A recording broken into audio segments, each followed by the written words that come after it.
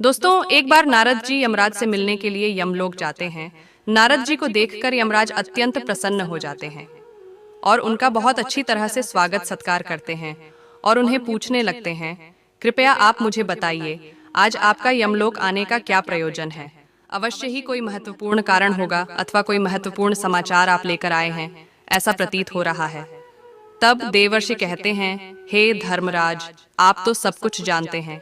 पृथ्वी से लेकर स्वर्ग लोक तक आप सभी प्राणियों के बारे में जानते हैं। आपसे कुछ भी छिपा नहीं है। धर्मराज कहते हैं, नारद जी, किंतु मैं आपके मन की बात को नहीं जान सकता। वह तो केवल भगवान विष्णु ही जान सकते हैं।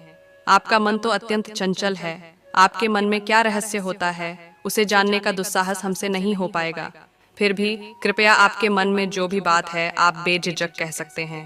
फिर देवर्षि नारद कहते हैं, हे धर्मराज, मैं आपके पास कोई समाचार लेकर तो नहीं आया हूँ, किंतु मेरे मन में कुछ प्रश्न है जो मैं आपसे पूछने के लिए ही आया हूँ। समस्त मानव जाति के कल्याण के उद्देश्य से ही मैं आपके पास आया हूँ। कृपया आप मेरी शंका को दूर कीजिए। तब यमराज कहते हैं, हे देवर्षि, आपके मन में जो भी दुविधा हो, जो भी प्रश्न अथवा शंका हो, आप अवश्य पूछिए। मैं अपने सामर्थ्य के अनुसार आपके प्रश्नों का उत्तर देने का प्रयास अवश्य ही करूंगा।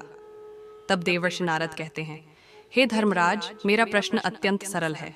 आप मृत्यु के देवता हैं, इसीलिए इस प्रश्न का उत्तर आपके अलावा भला दूसरा कौन दे पाएगा। धर्मराज, मेरा प्रश्न यह है कि जिस प्राणी की मृत्यु होती है वह अपने साथ कौन कौन सी चीजें ले जाता है, और मृत्यु के बाद उस प्राणी की कौन सी वस्तुओं का प्रयोग दूसरे मनुष्यों को नहीं करना चाहिए। इस पर यमराज कहते हैं, देवर्षि, आपने उचित ही प्रश्न किया है। मानव जाति के कल्याण के लिए आपने जो प्रश्न पूछे हैं उसके उत्तर मैं आपको अवश्य बताऊंगा, किंतु इन प्रश्नों के उत्तर जानने के लिए मैं आपको एक अत्यंत ही पवित्र कथा सुनाता हूँ। इस कथा को सुनने पर आपको सभी प्रश्नों के उत्तर मिल जाएंगे। इस कथा को आप ध्यान से अवश्य सुने। इस कथा को जो भी मनुष्य ध्यान से सुनता है उसके मैं 32 अपराध क्षमा करता हूँ। फिर देवर्षि कहते हैं, हे धर्मराज, ठीक है, मैं उस कथा को पूरे ध्यान से अवश्य सुनूंगा। आप मुझे वह पवित्र कथा सुनाई। फिर यमराज देवर्षि नारद को वह महान कथा सुनाते हैं। एक समय की बात है, मध्य देश में मणिराम नाम का एक गरीब ब्राह्मण रहता था। वह अत्यंत गुणवान तथा शास्त्रों में पारंगत था। उसने वेद और शास्त्रों का बड़ी गहराई से अध्ययन किया हुआ था, किंतु वह अपने ज्ञान का कभी दुरुपयोग नहीं करता था। उसने कभी अपने ज्ञान का उपयोग धन कमाने के लिए नहीं किया। अत्यंत गरीब होकर भी वह भिक्षा मांगकर ही अपना गुजारा चलाता था। फिर एक दिन वह ब्राह्मण जंगल से गुजर रहा था और चलते चलते वह एक अत्यंत प्राचीन वृक्ष के पास पहुंच जाता है। वह देखता है कि उस वृक्ष पर 3 पिशाच खड़े हुए हैं। वे तीनों उस जंगल से गुजरने वाले मनुष्यों का भक्षण करते थे। कोई भी मनुष्य उस मार्ग से जाता है तो वे उसे पकड़कर खा लिया करते थे। पिशाच होने के कारण उनके अंदर धर्म का कोई अंश नहीं था। वे अत्यंत पापी और दुराचारी थे।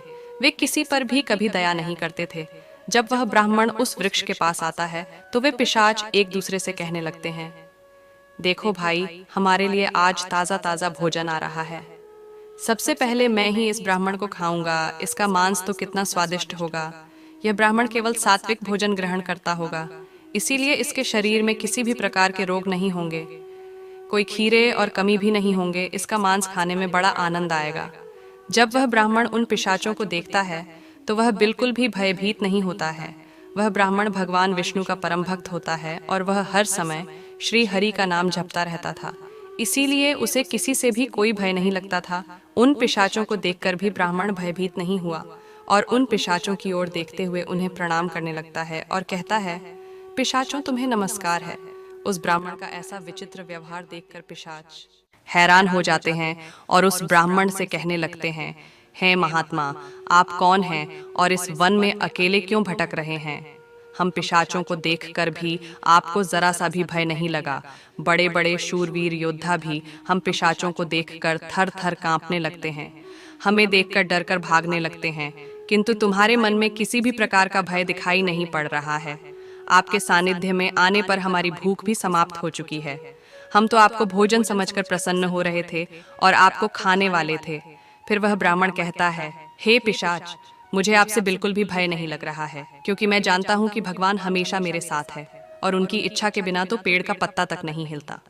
यदि मेरी मृत्यु आप पिशाचों के द्वारा ही होनी है तो मुझे यह भी स्वीकार है। प्रभु ने मेरे भाग्य में जो भी लिख दिया है मुझे वह मंजूर है। यदि मुझे खाने से आपकी तृप्ति होती है तो मैं इसे मेरा सौभाग्य समझूंगा। इस संसार के प्रत्येक प्राणी को सुख प्रदान करना, उनकी तृप्ति करना ही प्रत्येक मनुष्य का कर्तव्य है।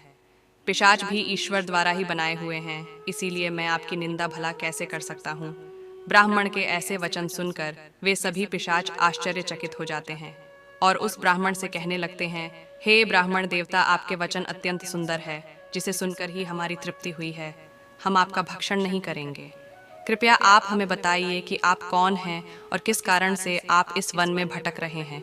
वह ब्राह्मण कहता है, हे पिशाचों, मेरा नाम मणिराम है और मैं प्रभु की भक्ति करने के लिए इस वन में उचित स्थान खोज रहा था, किंतु आपको देखकर लगता है कि आप बहुत कष्ट में हैं। मुझे बताइए कि किस कारण से आपको पिशाच बनना पड़ा। यदि मैं आपकी कोई सहायता कर सकता हो तो आप अवश्य कहें। मैं अपने सामर्थ्य के अनुसार आपकी जो भी हो सके मदद अवश्य करूंगा। ब्राह्मण की बातें सुनकर सभी पिशाच सुन्न हो जाते हैं और कहने लगते हैं, ही द्विज श्रेष्ठ, आपको बार बार प्रणाम है। हम तीनों पिशाच हमारे पाप का कर्मों के कारण ही बने हैं। हमने हमारे पितरों का अपमान किया है, इसी कारण से हमें यह पिशाच योनि प्राप्त हुई है। न जाने कब हमें इस पिशाच के शरीर से छुटकारा मिलेगा। हमें मनुष्य रहते हुए भी बहुत पाप किए थे और पिशाच बनकर तो हमें अनगिनत पाप किए हैं। कितने ही निर्दोष मनुष्यों को और प्राणियों को हमने मारकर खाया है। इसीलिए हमें ऐसा लगता है कि हमें कभी पिशाच योनि से मुक्ति नहीं मिलेगी। फिर ब्राह्मण कहते हैं, पिशाच, मैं आपकी व्यथा को समझता हूँ।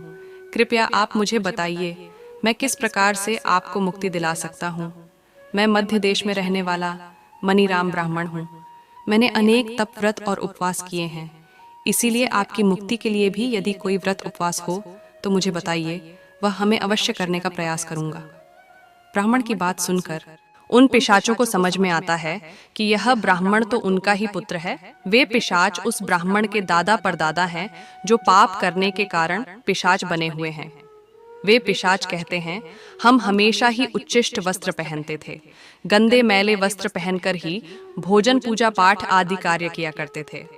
हमने हमेशा ही उच्चिष्ट भोजन ही ग्रहण किया है, इसी कारण से हमारी यह दुर्गति हुई है। हम निर्वस्त्र होकर स्नान करते थे, जिस कारण से हमारे पितृगण हमसे रुष्ट हो गए। हमने कभी पितरों के लिए भोजन अर्पित नहीं किया, इसी कारण से हमें मृत्यु के पश्चात प्रीत बनना पड़ा। फिर वे पिशाच कहते हैं, वत्स, तुम तुम्हारे ही वंश से हो, हम तुम्हारे पूर्वज हैं। यह ईश्वर की ही कृपा है कि उन्होंने तुम्हें हमारे पास भेजा है। अब हमें यकीन हो गया है कि तुम हमें मुक्ति अवश्य दिलाओगे। हे वत्स, तुम अभी जाओ और हमारी मुक्ति के लिए उपाय करो। अपने पूर्वजों की ऐसी दशा देखकर वह ब्राह्मण अत्यंत दुखी हो जाता है और सोचने लगता है कि प्रत्येक मनुष्य का यह निहित कर्म है कि वह अपने पूर्वजों को मुक्ति दिलाने के लिए कार्य करे। वह ब्राह्मण उन पिशाचों को वचन देता है और कहता है, हे प्रेतों, मैं आपकी मुक्ति के लिए अवश्य उपाय करूंगा। फिर वह ब्राह्मण मुनि अगस्त के पास जाता है और उन्हें पितरों की मुक्ति के लिए उपाय पूछता है। मुनि अगस्त्य उस ब्राह्मण को पितरों की मुक्ति के लिए किए जाने वाले तर्पण, श्राद्ध, पिंडदान, दान, धर्म आदि क्रियाओं के बारे में बताते हैं और फिर वह ब्राह्मण पवित्र नदी के तट पर जाकर अपने पूर्वजों के लिए वे सभी कार्य करता है जो मुनि अगस्त्य ने बताए हुए होते हैं। वह पहले नदी के पवित्र जल से तर्पण करता है, फिर नदी के तट पर बैठकर पिंडदान करता है और उससे जो कुछ भी हो सके उसी के अनुसार दान धर्म करता है। इस प्रकार से उस ब्राह्मण के द्वारा तर्पण तथा दान धर्म करने से वे सभी पिशाच मुक्त हो जाते हैं और स्वर्ग की ओर जाने लगते हैं। फिर धर्मराज देवर्षि नारद से कहते हैं, हे देवर्षि, इसीलिए मनुष्य को कभी उच्चिष्ट वस्त्र नहीं पहनने चाहिए, अर्थात गंदे और मैले कपड़े नहीं पहनने चाहिए। कभी उच्चिष्ट भोजन ग्रहण नहीं करना चाहिए। दूसरों का झूठा, जमीन पर पड़ा हुआ, दूसरों के द्वारा लांघा गया तथा अर्पण किए बिना किया गया भोजन उच्चिष्ट भोजन होता है। देवर्षि, अब मैं आपको उन वस्तुओं के बारे में बताता हूँ जो किसी भी मनुष्य को मृत व्यक्ति की नहीं पहननी चाहिए। हे देवस्य मनुष्य, इस संसार में जन्म लेकर कई भौतिक सुखों के मोह में पड़ जाता है। मृत्यु के बाद भी उसका उन वस्तुओं के प्रति मोह नहीं छूटता है। जब तक मनुष्य सांसारिक वस्तुओं का मोह त्याग करके संपूर्ण रूप से ईश्वर को अपना नहीं लेता, तब तक वह अलग अलग योनियों में जन्म लेकर पृथ्वी लोक पर ही भटकता रहता है। कभी कभी यह मोह इतना अधिक होता है कि वह मृत्यु के बाद भी इसी पृथ्वी लोक पर भ्रमण करता है, अर्थात वह प्रेत योनि धारण करता है। यदि किसी मनुष्य की अकाल मृत्यु हो जाती है तो वह भी प्रेत योनि में चला जाता है और प्रेत बनकर वह अपने ही परिवार के लोगों को दुख देने लगता है। कई बार मनुष्य अपने मृत परिजनों की वस्तुओं को उनकी याद में अपने पास रख लेते हैं या उनकी वस्तुओं का उपयोग भी करने लग जाते हैं, लेकिन मनुष्य को मृत व्यक्ति की कुछ वस्तुओं का उपयोग कभी नहीं करना चाहिए, क्योंकि इन वस्तुओं के साथ उस मृत व्यक्ति की ऊर्जा जुड़ी हुई होती है। उस मृत व्यक्ति का उन वस्तुओं के प्रति मोह बहुत अधिक होने के कारण वह मृत्यु के बाद भी उन वस्तुओं से जुड़ा रहता है, और यदि कोई इन वस्तुओं का प्रयोग करता है तो उसे कई परेशानियों का सामना करना पड़ता है। वह मृतात्मा उसे कई प्रकार से कष्ट देने लगती है। इसीलिए किसी भी मनुष्य को मरे हुए व्यक्ति की चीजों का इस्तेमाल कभी नहीं करना चाहिए। मनुष्य चाहे तो उन वस्तुओं को संभाल कर अपने घर में रख सकते हैं अथवा उन चीजों को नदी के जल में प्रवाहित कर सकते हैं, लेकिन भूल से भी उसकी वस्तुओं का इस्तेमाल नहीं करना चाहिए। उस मृत आत्मा की शांति के लिए मनुष्य उस व्यक्ति की प्रिय वस्तुओं का दान करते हैं तो यह बहुत ही शुभ होता है। सबसे पहली वस्तु है मृत व्यक्ति के कपड़े। मृत व्यक्ति के कपड़ों का कभी भी इस्तेमाल नहीं करना चाहिए, उन्हें भूल कर भी पहनना नहीं चाहिए। ऐसा करने से मृत व्यक्ति की आत्मा उस व्यक्ति से जुड़ जाती है जो इनका इस्तेमाल करता है। मृत व्यक्ति की यादें उस व्यक्ति को सताने लग जाती है जो उनके कपड़ों का इस्तेमाल करता है, जिस कारण वह व्यक्ति मानसिक और शारीरिक रूप से कमजोर हो जाता है। उस व्यक्ति को अपने मृत परिजन की ऊर्जा का एहसास भी होने लगता है, इसलिए मृत व्यक्ति के कपड़े कभी भी नहीं पहनने चाहिए। मृत व्यक्ति के कपड़े हमेशा दान कर देने चाहिए, जिससे उसकी आत्मा को शांति प्राप्त हो जाती है। दूसरी चीज है मृत व्यक्ति के गहने। मृत व्यक्ति के गहने भी उसके कपड़ों की तरह ही उसकी ऊर्जा के स्रोत होते हैं। मृत व्यक्ति का अपने गहनों से लगाव कपड़ों से भी कई गुना ज्यादा होता है, क्योंकि प्रत्येक व्यक्ति गहने खुद को सुंदर प्रतीत करने के लिए पहनता है। लेकिन जब व्यक्ति की मृत्यु हो जाती है और उसके गहने कोई दूसरा व्यक्ति पहन लेता है, तब मृत व्यक्ति की आत्मा असहज महसूस करने लगती है। वो आत्मा उस व्यक्ति को परेशान करने लग जाती है। आत्मा मोक्ष की राह पर न जाकर इसी मृत्युलोक में अपने ही परिजनों को ही परेशान करने लग जाती है। इसलिए मृत व्यक्ति के गहनों का कभी भी इस्तेमाल नहीं करना चाहिए। व्यक्ति की मृत्यु के बाद उसके गहनों को गलाकर अन्य आभूषण करवा लेना चाहिए, अन्यथा उन्हें मंदिर में दान कर देना चाहिए। तीसरी वस्तु है मृत व्यक्ति की माला। जीवित रहते हुए इंसान अपनी माला से मंत्रों का जाप करता है। उसके गले की माला ही उसके जीवन भर के पुण्यों की कुंजी होती है। मृत्यु के बाद व्यक्ति की माला को कभी जीवित मनुष्य को धारण नहीं करना चाहिए। उसकी माला को पवित्र नदी के जल में प्रवाहित कर देना चाहिए। पवित्र नदी उस मृत मनुष्य को सभी पुण्यों को बहाकर स्वर्ग में ले जाती है। यमराज कहते हैं, हे देवर्षि, मृत्यु के बाद मनुष्य अपने साथ केवल अपने पाप और पुण्य लेकर जाता है। सभी भौतिक वस्तुओं को यहीं पर छोड़ देता है, इसीलिए उसे कभी उन वस्तुओं के प्रति अत्यधिक मोह नहीं करना चाहिए। इस प्रकार से यमराज ने नारद जी को मृत व्यक्ति के संदर्भ में यह अत्यंत महत्वपूर्ण कथा सुनाई है।